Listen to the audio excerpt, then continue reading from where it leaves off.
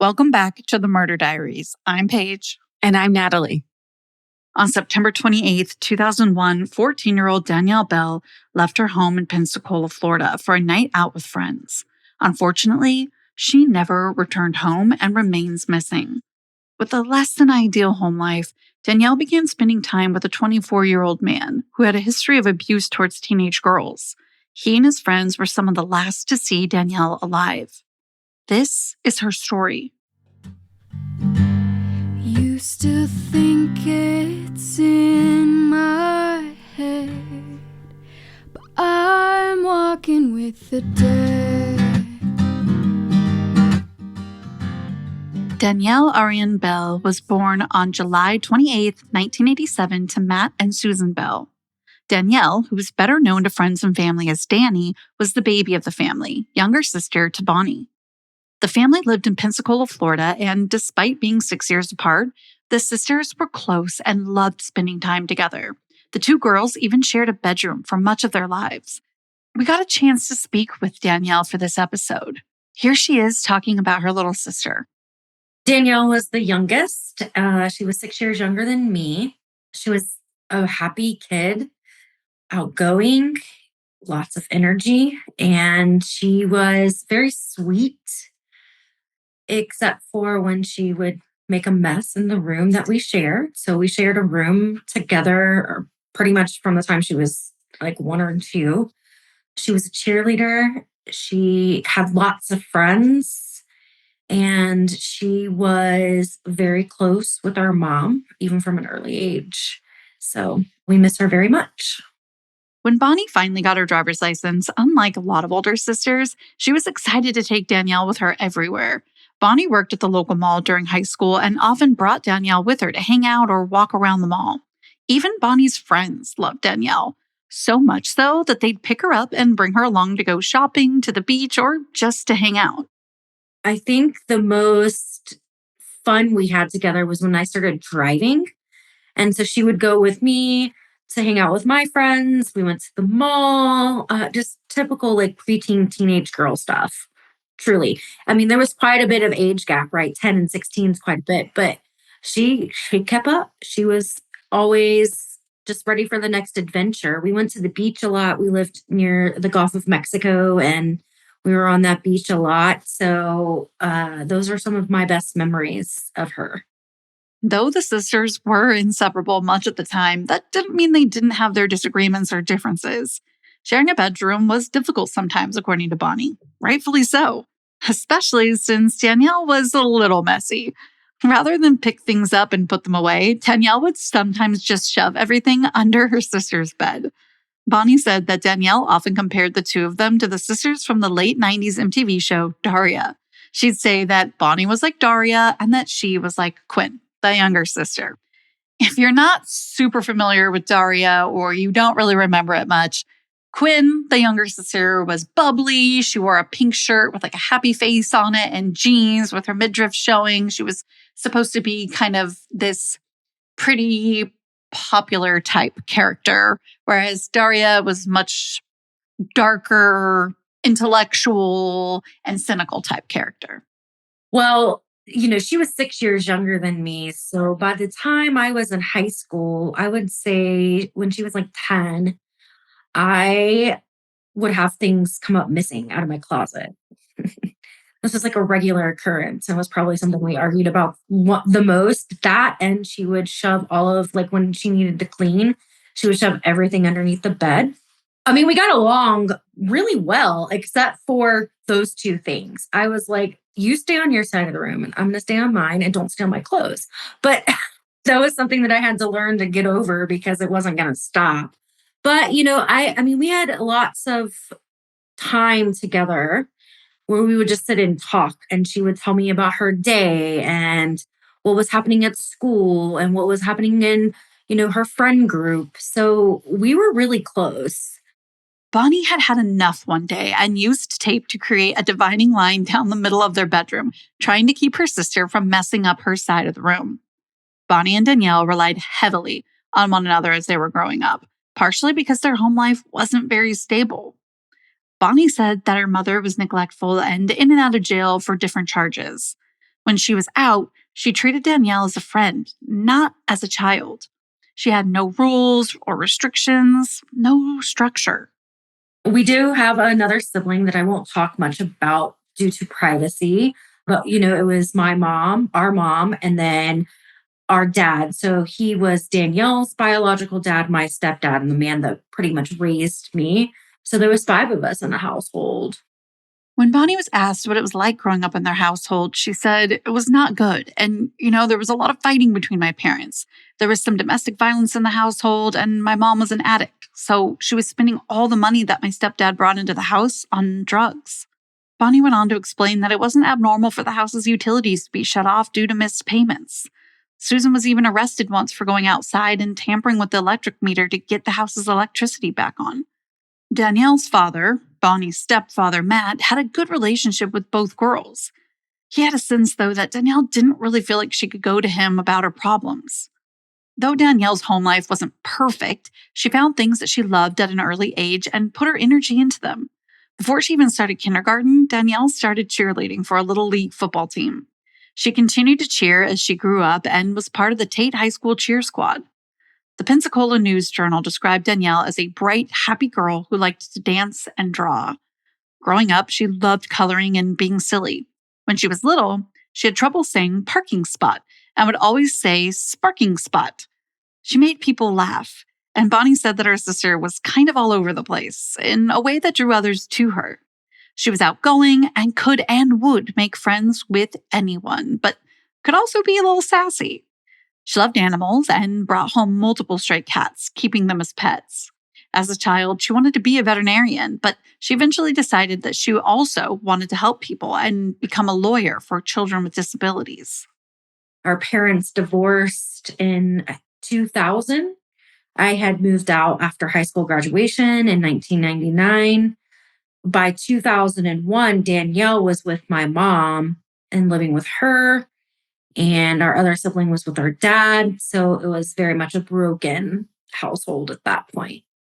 Both Danielle and Bonnie struggled with their home life, but being able to rely on one another helped them have at least some stability and someone they could count on. In the spring of 2001, 13-year-old Danielle met 24-year-old Alfredo Gomez Sanchez Jr. Danielle's friend, who was just 15, was dating Alfredo's cousin, who was also in his early 20s. Danielle's mother also knew Alfredo because she had bought drugs from him. Alfredo worked in construction in addition to selling drugs and had a reputation for often having young girls between the ages of 14 and 16 around him and providing them with drugs and alcohol. Unfortunately, Danielle soon became a victim of Alfredo's predatory behavior. By May of 2001, Danielle and Alfredo were engaged in a sexual relationship. Whether or not Danielle physically consented to this sexual relationship, she was nowhere near the age of consent in the eyes of the law. She was a child, 13, 14 years old, and Alfredo, again, was in his 20s. Regardless, throughout the rest of the summer of 2001, people often saw the pair together. Despite the multiple crimes that Alfredo was committing by being with Danielle, he didn't hide his involvement with her. They didn't hide their PDA, and they were open with friends that they were having sex. Police records noted that Danielle had also told at least one of her family members about it too, though it's not noted which one. Bonnie said that she didn't know about Alfredo and her sister for months.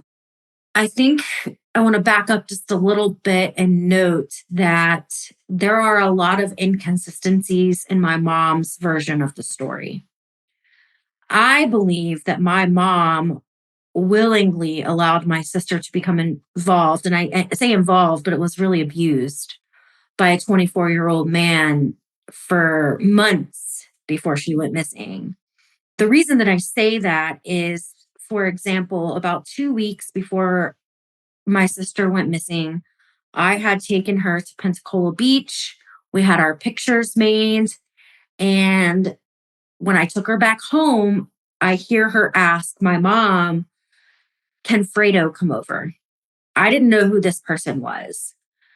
Not long after that, after my mom agrees, Alfredo Sanchez, Alex Sanchez, and then their cousin, Roel, walk in the door.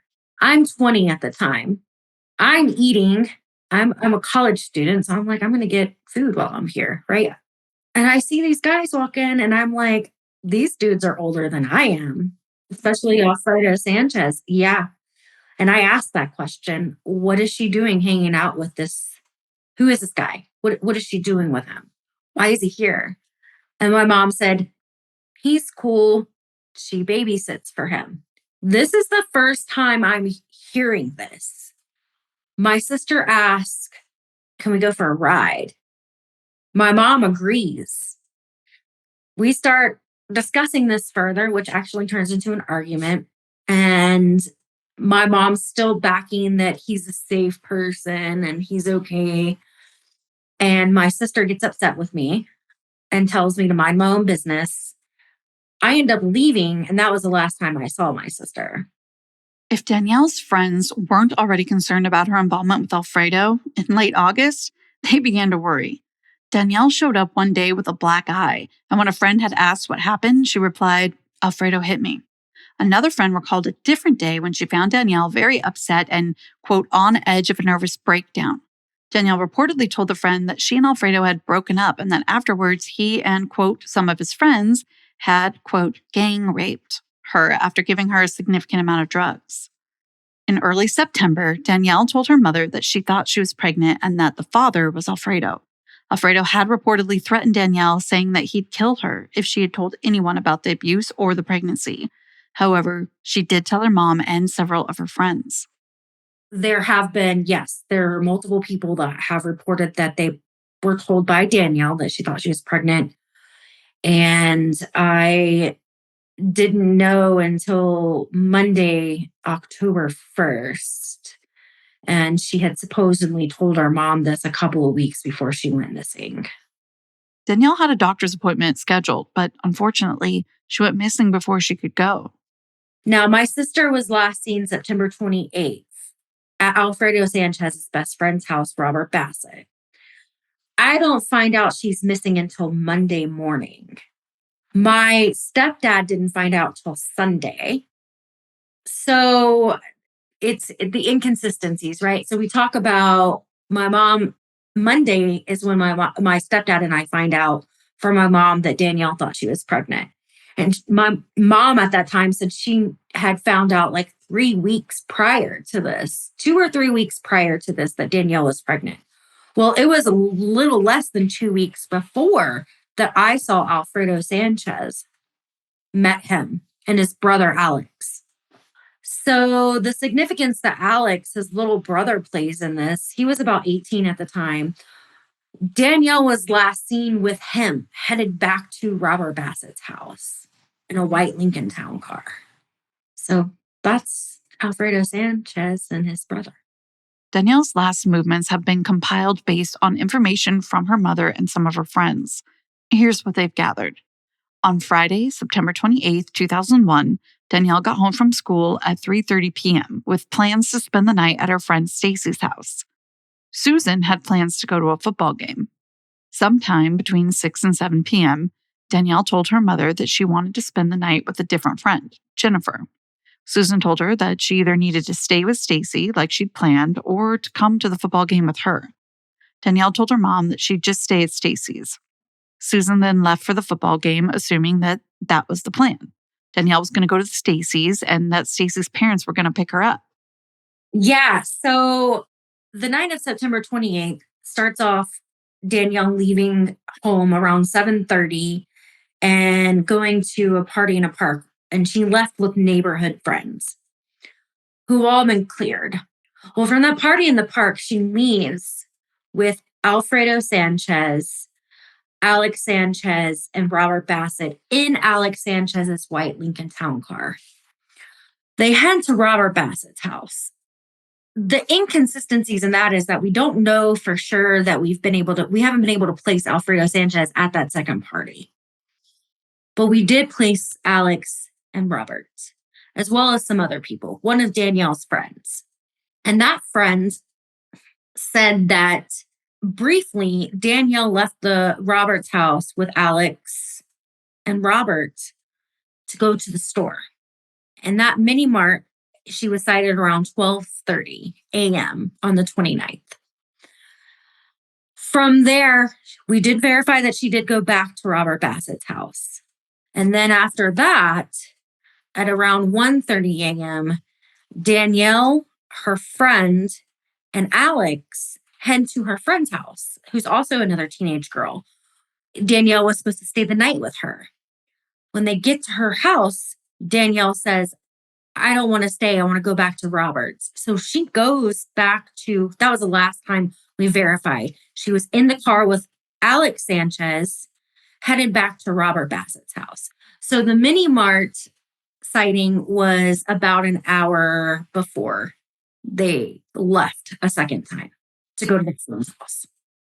Bonnie said the police didn't pull the surveillance footage from the mini mart, and when she tried to get it months later, after learning about the sighting, the footage was gone. Alex told investigators that he took Danielle back to Robert Bassett's and left her there. Nobody has seen Danielle since. Around 3 a.m., one of Bassett's nearby neighbors reported hearing gunshots. This account hasn't been verified by anyone other than the person who reported it. Bonnie reported that authorities never investigated the account, didn't look for any bullet casings, or check with any other neighbors. Like several other pieces of possible evidence in Danielle's disappearance, the report of gunshots wasn't followed up on.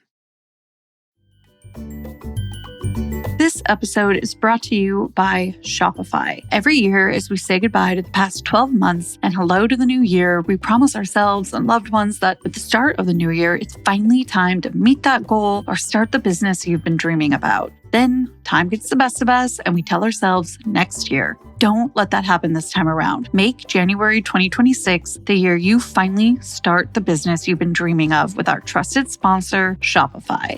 Shopify gives you everything you need to sell online and in person. Millions of entrepreneurs have already made this leap, from household names to first-time business owners just getting started. Shopify gives you all the tools to easily build your dream store. Choose from hundreds of beautiful templates that you can customize to match your brand. Setup is fast and easy with Shopify's built-in AI tools that write product descriptions and headlines and help you edit product photos. Marketing is built in too. Create email and social campaigns that reach customers wherever they scroll. As you grow, Shopify grows with you. Handle more orders, expand to new markets, and do it all from the same dashboard. In 2026, stop waiting and start selling with Shopify.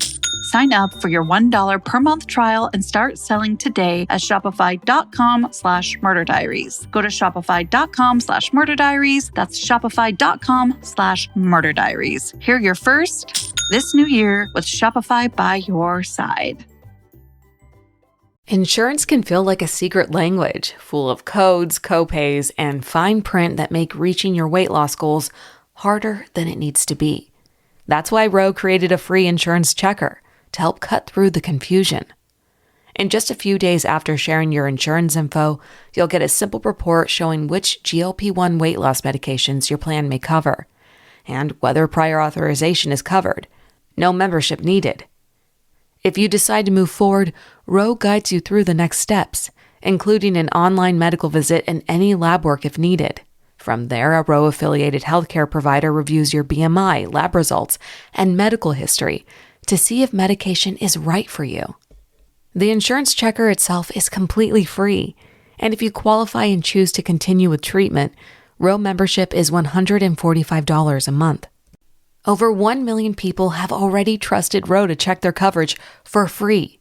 And if you choose to become a Ro member, you'll have support throughout the entire process with on-demand access to your provider whenever questions come up. Go to ro.com/diaries for your free insurance check. That's ro.co/diaries to see if your insurance covers GLP-1s for free. Go to ro.co/safety for box warning and full safety information about GLP-1 medications. When Danielle didn't return home on the 29th, her mom knew something was wrong, but just assumed that Danielle had stayed over at Jennifer's house. Remember, Jennifer was the friend that Danielle had asked to stay with the night prior, but Susan told her no because she already had plans with Stacy.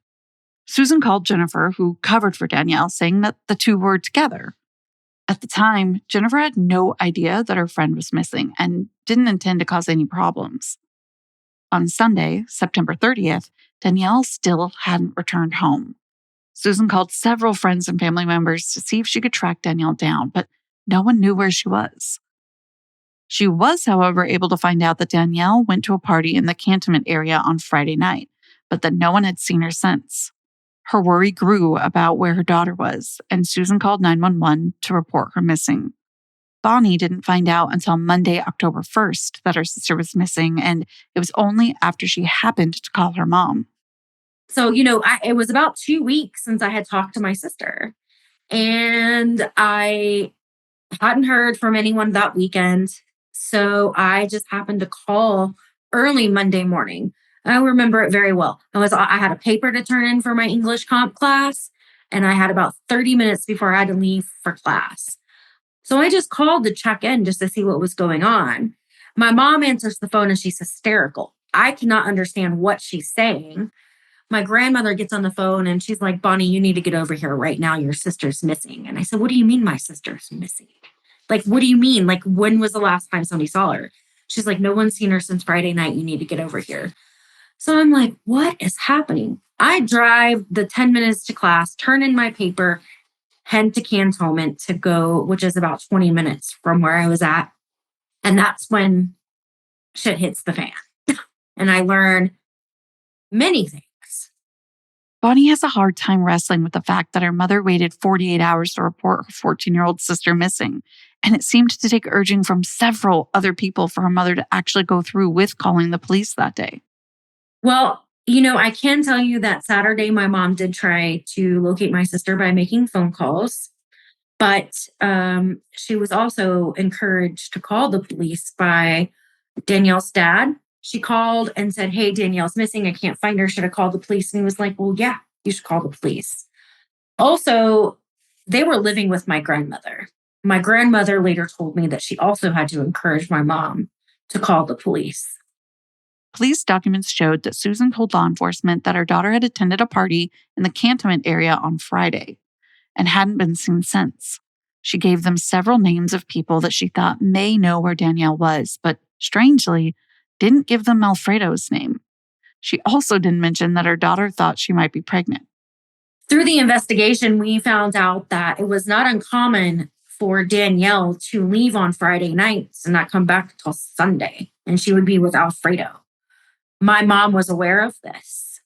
I don't believe that my mom thought that she had to wait 48 hours. I believe that she was complacent at a minimum, if not willfully allowing her daughter to be around a 24-year-old man in exchange for drugs. Once more people, including Bonnie, learned that Danielle was missing, the search for her began. That morning, there were about 20 family and close friends that were searching for Danielle. We were knocking on doors of random people in the neighborhood on Well Line Road, because by that point we had knew that she had gone to the first party in the park. We knocked on doors. We searched riverbanks. At that point, I'm calling my friends. I'm like, we need help. My friends are getting flyers made. And for the next several days, it was nonstop searching, posting flyers around town at convenience stores, and trying to locate Alfredo Sanchez. Danielle's uncle set up a makeshift command center at his house where volunteers met to search for Danielle. Reportedly, there were over 1,500 missing persons flyers hung up in the neighborhood where Danielle was last seen and the surrounding area. As Bonnie, Danielle's father, Matt, and Matt's girlfriend went door to door to see if anyone had information about Danielle, they ran into Alex and his cousin. They told Danielle's family that she had been at the party on Friday. Bonnie and Matt felt like Susan knew more than she was saying. When they pressed her on it, Susan finally admitted that Danielle thought she was pregnant and that she'd been using drugs that Alfredo had given her. She also told them that Danielle said Alfredo threatened to kill her if she told anyone about what had been going on with them. Officers also began their search for Danielle. One contacted Alex, Alfredo's brother, who told them that there was a party Friday night near the corner of Escambia and Lakeview Avenue. Alex said that Danielle was at the party, but she left on foot around 9:30 p.m., and that was the last time he saw her. He added that Danielle and her mom had been fighting recently, and she told him that she wasn't planning on heading back to her house that night. The officer drove through the Cantonment Park where the party had reportedly taken place. He didn't see anything out of the ordinary. He alerted dispatch that he'd checked the area and hadn't found anything. The officer then contacted Susan and gave her the complaint number of the report. The local police department initially classified Danielle as a runaway, despite the fact that there was no information to support that. By October 3rd, investigators had been informed about Danielle's possible pregnancy, and they, like Danielle's family, wanted to speak with Alfredo. He eventually admitted to police that he had a sexual relationship with Danielle and that her mother knew about it, but he denied knowing anything about the pregnancy. He also went so far as to say that he hadn't seen Danielle in 3 months. There wasn't very much media coverage on Danielle's disappearance in the months following. Her family and friends were extremely active and did everything they could to raise awareness about Danielle's case. In December of 2001, investigators questioned Alfredo again. He told them that on the night Danielle disappeared, he was out with his cousins at a bar. Afterwards, they'd gone to Waffle House, then back home. His cousin told police the same story. In January of 2002, Robert Bassett was arrested for stalking and threatening a man. The man was someone who police had spoken to after Danielle disappeared, who had said he'd seen Danielle on the night in question. After this arrest, investigators searched his home and a septic tank outside of his house, but nothing was found. This wasn't the first time that Robert had harassed someone involved in the case. 6 months after Danielle disappeared, Bonnie was chased down on the highway by Robert and both of the Sanchez brothers. This reportedly happened multiple times and was so concerning that Bonnie had to be escorted to her car when leaving her job at the mall. Despite all of the information that seemed to point towards one of the Sanchez brothers or their friend Robert being involved in Danielle's disappearance, her case lost what little traction it had. During several weekends in 2004, along with the help of Class Kids National Search Center and the Escambia County Sheriff's Office, over 300 people, including trained search and rescue volunteers from multiple states, gathered to search the area for Danielle. More specifically, they searched a 2-mile radius around Robert Bassett's home. It seemed like most people searching, even Danielle's family, believed that they weren't searching for a live Danielle, but instead for her remains. Susan told the Pensacola News Journal, "I want my daughter's body found. I want to bring her home. It's the closure I need." By mid-2004, a $5,000 reward was being offered for information related to Danielle's disappearance. In a strange turn of events, Susan began dating the lead investigator in her daughter's case. He was investigated by Internal Affairs and ultimately fired. In mid-2005, an age-progressed photo was released showing what Danielle might look like at 17 years old. Not long after, her case was featured on The Nancy Grace Show. In July of 2005, several witnesses came forward to investigators to give new information about Alfredo. One witness said that on or around the night of September 28, 2001, she was at one of Alfredo's cousins' houses. While she was there, she saw Danielle arrive with Alfredo and they all smoked weed together. Shortly after, another witness came forward and directly contradicted Alfredo's initial statement to police, where he had told them that he hadn't seen Danielle in 3 months. The witness said that just a few days before she disappeared, Danielle had told her that she'd been in contact with Alfredo within the past 2 weeks.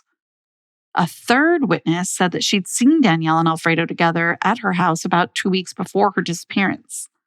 Alfredo was brought in again to talk with police. He continued to deny having been with Danielle on the night she disappeared.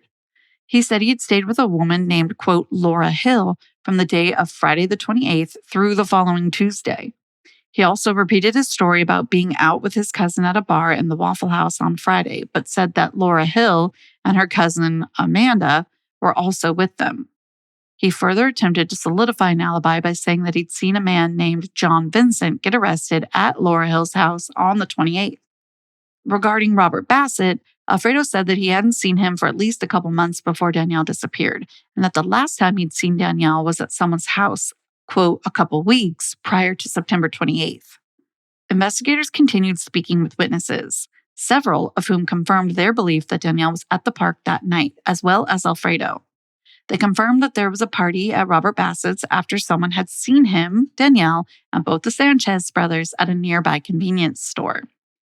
Investigators spoke to this John Vincent, who said that he had been arrested on the 28th at Laura Hill's house, but that neither Alfredo nor his cousin were there. Laura told investigators that Alfredo didn't stay at her house on the 28th and that he actually told her that he wouldn't be staying there because there was, quote, something we have to do. She recalled seeing Alfredo, his cousin, and a man that Alfredo introduced to her as Robert Bassett. Yet another witness said a few days after Danielle's disappearance, Alfredo came to her house and appeared to be upset. He told her that my cousin had raped some girl named Danielle. He asked her to be his alibi should law enforcement question her.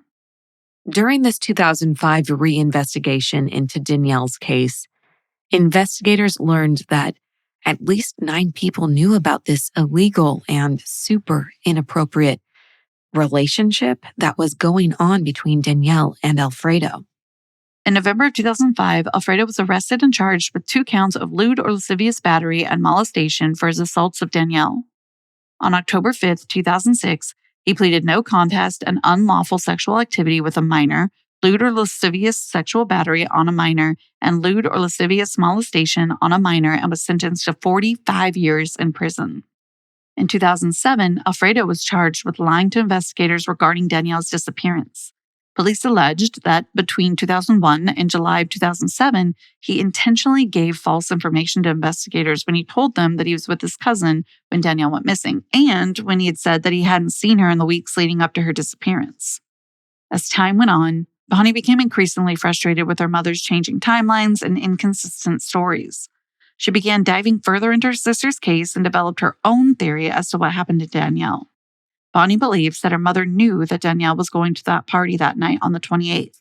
Susan said that she forbid Danielle from seeing Alfredo, but Bonnie thinks that Susan lied about the party, not wanting people to know that she was actually allowing Danielle to see Alfredo. Bonnie had even said that it was possible that Susan was trading Danielle to Alfredo for drugs. After both parties had ended, Bonnie believes that Alex Sanchez did take Danielle back to Robert Bassett's house, and then something happened and Danielle was killed, possibly with a gun. Once she was murdered, Bonnie believes the men got rid of her body. Their motive? Bonnie thinks that Robert Bassett and Alex did this to help out their buddy Alfredo. While Alfredo may not have been present for the actual murder, Bonnie strongly believes he knows what happened. Keep in mind, all of this is alleged and what Bonnie believes happened that night. It should also be noted that Robert Bassett continued to harass Bonnie over social media, messaging her and threatening her whenever she mentioned his name in the media. He also left threatening voicemails for her and her stepfather. Robert Bassett, of course, denies to law enforcement of any involvement, and he says that the last person Danielle was seen with was Alex. Robert also likes to make posts on social media, right? When asked, where's Danielle Bell, that white girl you were last seen with, his reaction has been in the hog pen, which has been a recurring rumor in her case. Whether or not Alex took Danielle back to Robert's house has not been verified, but I believe he did. And the reason I believe that is because of Robert's reactions. He has stalked me in the past, been chased down on the road. He's called and left nasty voicemails telling me that he's been watching my stepdad out on this property. His Facebook post about her being put in a hog pen. And the days and weeks after Danielle went missing, he was extremely threatening to anyone that had questions about Danielle's case. He didn't want us in his neighborhood. He didn't want us in Alfredo's neighborhood searching for her, hanging flyers. Not to mention, he has a violent history towards women. He's currently serving about 4 years for several different counts of violence towards women. DV, he's got stalking harassment charges. And he beat a woman with a chair over $40 and he gets out of prison. After speaking with Robert, who told them the post was just a joke, the Escambia County Sheriff's Office told Bonnie that there was nothing else they could do about the social media post. Susan passed in 2020 after battling with drug dependency. Bonnie said that her mother was never formally questioned regarding Danielle's disappearance, which she thinks was a huge mistake on law enforcement's part. She believes that her mother had answers to a lot of the questions that still lingered about Danielle. In April of 2024, Bonnie reached out to the Escambia County Sheriff's Office, hoping for more information about Danielle's case, and was told that they'd put together a panel review of the case and that they'd have a plan of action by the end of July. Well, July came and went with no contact from any officials. She called them in September and was told that the case was not active.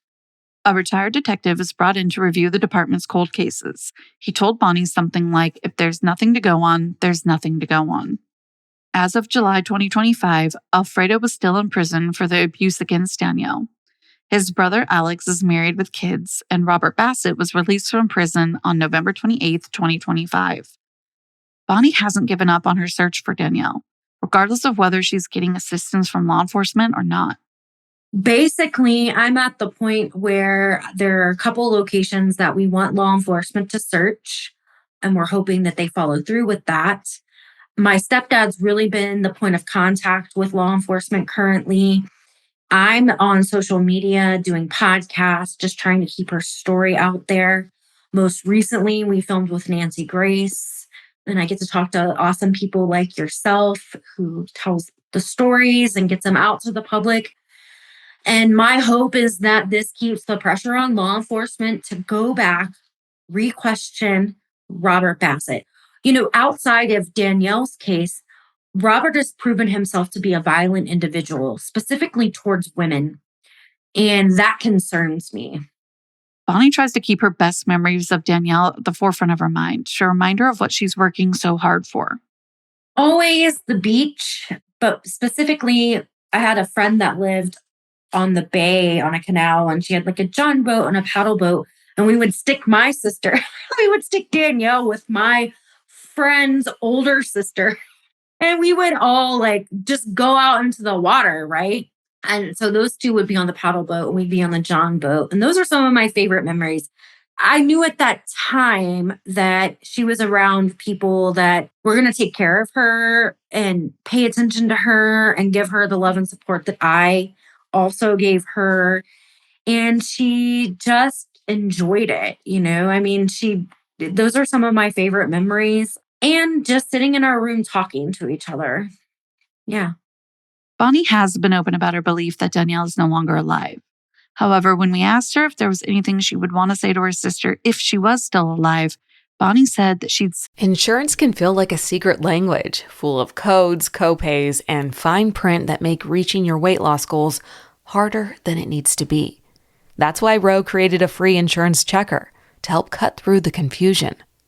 In just a few days after sharing your insurance info, you'll get a simple report showing which GLP-1 weight loss medications your plan may cover, and whether prior authorization is covered.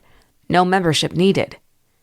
If you decide to move forward, Ro guides you through the next steps, including an online medical visit and any lab work if needed.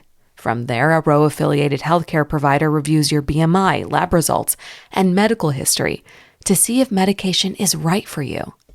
The insurance checker itself is completely free, and if you qualify and choose to continue with treatment, Ro membership is $145 a month. Over 1 million people have already trusted Ro to check their coverage for free. And if you choose to become a Ro member, you'll have support throughout the entire process with on-demand access to your provider whenever questions come up. Go to ro.com/diaries for your free insurance check. That's ro.co/diaries to see if your insurance covers GLP-1s for free. Go to ro.co/safety for box warning and full safety information about GLP-1 medications. Say what her stepdad often said. We miss you. We want you to come home. And no matter the circumstances, we are here to support you. Danielle was last seen on September 28, 2001 in Pensacola, Florida. She was reported to be wearing a sky blue halter top with glitter in the fabric, a blue Tommy Hilfiger jacket, black pants, black dress shoes with a medium-sized heel, a dolphin-shaped ring, a heart-shaped ring, a silver neck chain, diamond earrings, a gold ring set with an emerald and 2 diamonds, and a gold ring set with a ruby and a garnet. She was carrying a Tommy Hilfiger purse. She has light brown hair, blue eyes, and a scar on her right forearm. Her ears are pierced, and navel may be pierced as well. She has a small homemade tattoo of a purple Playboy bunny on her pelvic area. She may also answer to Dani.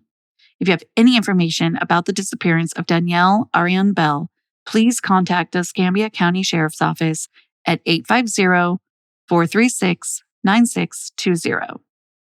That's it for this week, but be sure to tune in to our other segments. On Mondays, we have Unscripted, where we do pop culture deep dives. And we are also going to be exploring a ton of documentaries this year as well. You can follow us on social media at the Murder Diaries Pod. We're everywhere on social media: TikTok, Instagram, YouTube. We'll see you there. If not, see you next week. And until then, Stay safe. Bye. Bye.